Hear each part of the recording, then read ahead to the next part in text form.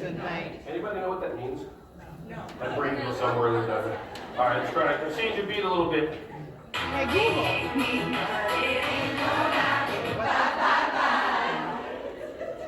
Now, how many of you wanted to keep on going? And then the voice in your head said stop. So how many of you have a voice in your head? A voice that judges you, evaluates you, talks at you, tells you you have at least 1 pound of weight to lose every day.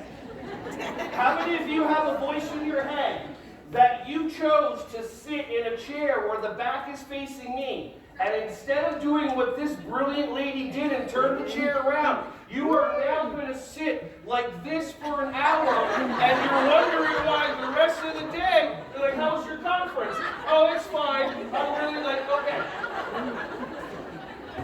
Now, notice that I said that some people are turned, but then the other people are oppositional. Oh, they're not going to turn. They're not, I'm not going to, it's fine, it's okay. This is beautiful because this is the inner child work.